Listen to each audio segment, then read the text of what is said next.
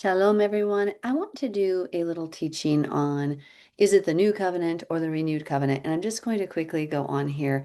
And I put together something here and I thought, well, what better way than to just read it? And you can see the screen here right to the main screen. Now, I started to write this and I'm like, why don't I just video it? There's much debate in the past 30 years or so regarding the new covenant and whether or not it is more appropriately labeled the renewed covenant according to the Hebraic understanding. So let's take a quick look at the scriptures. Now, the Hebrew word is chadash. Now, notice my little cursor here. We read Hebrew right to left. Okay, this is the shoresh. A shoresh is the three consonants that go together to make the root word. From this root word, you can make adjectives, verbs, nouns, different parts of speech. This word, chadash or chodesh, depending on the vowel points that are added to it, can mean in Hebrew new or renewed. So let's look at the root and forms here. We have this word from right to left, chadash. Here's the transliterated form of it, chadash. Here we have it used as an adjective, new or fresh, used widely, new king, new cart, new song. In Yirmeyahu 31:31, the phrases, look right here, burit chadasha. Bucharit Chadasha, new covenant. But that has the implication of a renewal. Let's look. Here we have Chadash as a verb to make new, renew, or repair. For example, let us renew the kingdom, 1 Samuel 11:14. They renew the kingdom with Saul. He was already king. He renewed the altar of Yod-Heh-Vav-Heh, Yahweh. 2 Chronicles 15:8. Renew a steadfast spirit within me. Psalm 51:10, from which there's no Hebrews 51. Why did I have that there? I don't know. I need to put that back out. Anyway, I'm going to delete that so I won't post that. So the standard Hebrew lexical list renew as the core verbal sense. So when we look at this word in its verb form, they understand that it has a renewal implication. So the root itself carries both idea new, adjective, and renewed. So when Jeremiah says Brit Chadashah, it naturally sits within Scripture's larger renewal vocabulary, already tied to covenants, kingship, altars, and hearts. Why is that? Because this covenant is made with the same set of people, Jeremiah 31. Here, let me see if I can pull that up, because I think I can still share screen. Well, I hope I can share the screen and not mess anything up. Can you still see my screen? I hope so. So here we have Hebrews 8 quoting this. Behold, the days are coming, says Yahweh, when I will make a new covenant with the house of Israel and the house of Judah. This is from Jeremiah 31. Notice it's with the house of Israel and the house of Judah, not different people. And it's the same set of laws, right? He goes on to say, right here, he's going to put the laws, this word Torah, in their minds and on their hearts. So notice it's the same set of laws made with the same people that were messing up his bride, who he divorced, who he says in the book of Hosea and elsewhere that he's going to bring back. He says, oh, I'm going to bring you back. So you can go back and look in Jeremiah 31, but that's where it's quoting. So I had it pulled up. We're going to stop there. Now, if we go over here, taking into account the new covenant described in Jeremiah 31, the text from which Hebrews 8 and 10 directly quotes, is the same set of laws written on the hearts and minds of the same covenant people the covenant of stone was made with. So they had a covenant of stone made with them. It stands to reason that a renewal would in fact make sense in the sense Yah is renewing his covenant standards with the same people on renewed, freshly updated terms. What are those terms? Well, those are not different rules, nor is it made with a different set of people. The renewed terms are said to be placing these same Torah commandments on our hearts and minds of the children of Israel and Judah. Gentiles become part of the covenant body of Israel when they choose to serve Yah. So the same set of laws, the covenant made with the same group of people, just like when you renew your wedding vows, that's what's happening here. Yah is renewing his wedding vows. He says, now I'm going to really help you obey. I divorced you, Israel. I divorced you and sent you away to the Gentile nations. But now I'm going to take you back as my covenant people, and I'm going to help you to really win this race. I'm going to give you those same set of laws, but now I'm giving you the helper, the Holy Spirit, to write the laws in your hearts and minds. Not different laws, not a different set of people. See, he didn't divorce them and get a new wife. He divorced them and brought the same wife back. He renewed his covenant. Okay, so let's keep going here. Oops, sorry, there goes my little dinger. I should have silenced it. Oh my goodness. Sorry about that, guys. Okay, now let's keep going. So the Septuagint, which is, if you look in the Blue Letter Bible and Bible app and stuff, you'll see it the LXX. So the LXX translates New Covenant as diatheken kainon. I'm not a Greek expert, so please pardon my Greek pronunciation. You can see kainon, which means new or fresh, right in this verse. Now, why this matters, kainos or kainos versus neos. Now, Greek has two common words for new. Right here, kainos, new in quality, fresh, renewed in kind, or neos, new in time, recent, I'm sorry, young or recent. So the standard lexica, Thayer and Modern helps explicitly draw this contrast.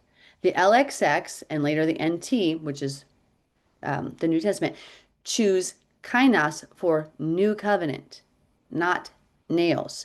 So something that's, look at back up here, something that's fresh or renewed in kind, not new in time. That's the word they chose to use for this specific word for the new covenant.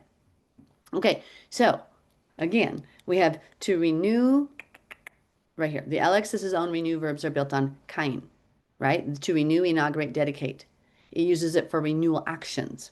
It uses it in the Greek Septuagint in Psalm 51, 1 Samuel 11, 2 Chronicles 15, etc.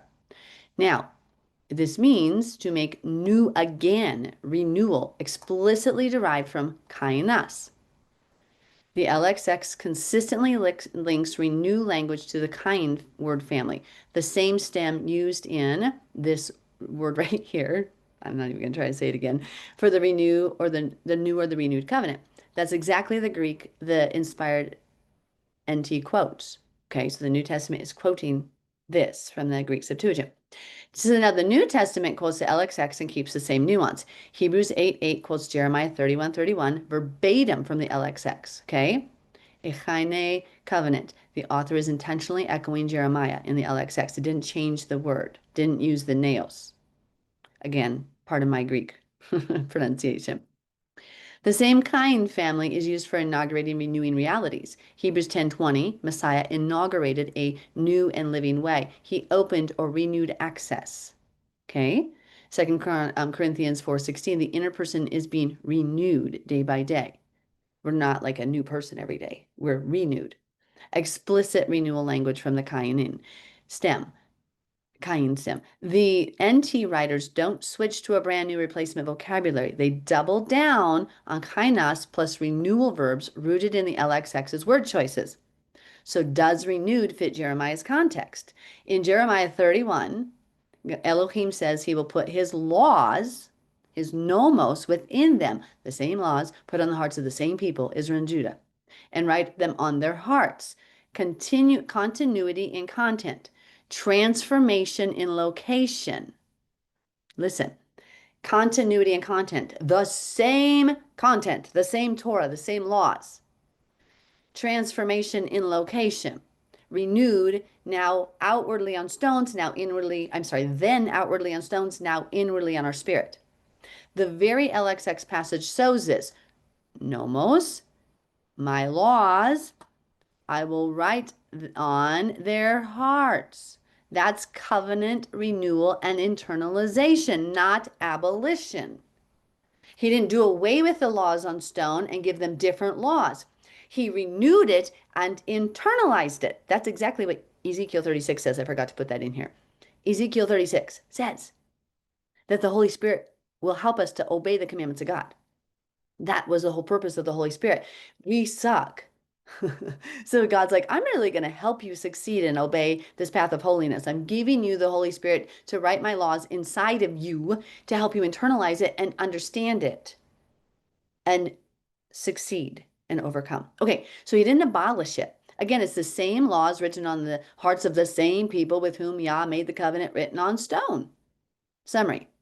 Hebrew, the root chadash natively carries both new and renew verb tense. Okay, so the new adjective, renew verb. However, it's the same shoresh, root word. So Jeremiah 31 uses the adjective, but it sits inside a Bible-wide network of renew usages for covenants, kingships, altars, and hearts. So we looked at different verses. There are more that we could go through, but we did a brief synopsis. LXX Greek translates Jeremiah 31:31 with this word kaine, new in quality, not new in time, or not new in yeah, time. And its standard renew verbs come from the word kain stem. This shows that for the translators and later the New Testament authors, new, freshly inaugurated, renew in kind, not necessarily brand new in time, naos. And T quotes the LXX wording and surrounds it with renewal vocabulary, reinforcing the renewed covenant sense, inaugurated fresh, internalized, spirit empowered. So let's quickly look through this. Jeremiah 31:31. You can look at this word chadash. Here's these verbs. Sorry, these verses. Psalm 51 right here. Lexical contrast, kainos versus neos, and then renew, inaugurate, verb built on kain. Hebrews 8:8 quotes Jeremiah 31. Thus, biblically, new covenant naturally reads as a covenant freshly inaugurated, renewed in kind, not a covenant that abolishes Yah's prior instruction. This is so good. God didn't change. My God, who promised his covenant would be forever. Like, I don't have to worry about it flooding because he's going to keep that rainbow in the sky forever. That covenant that he's never going to flood the earth again stands just like this covenant stands. He was so intent on fulfilling his promise to this that he gave us the Holy Spirit to write the same covenant on the hearts and minds inside of us. He's like, oh, I'm going to keep my covenant because you are nunchucks. I'm going to help you win.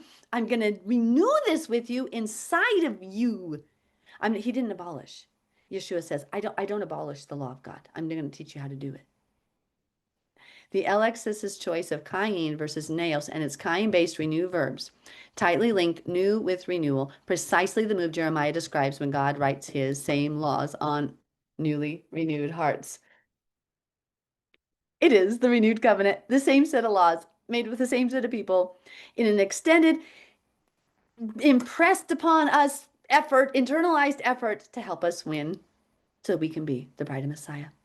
You cannot cast off Israel for all we've done, and Gentiles, you're grafted in with us. I love you all. Ooh, that was good. Ooh, that is good. That is good. That is good.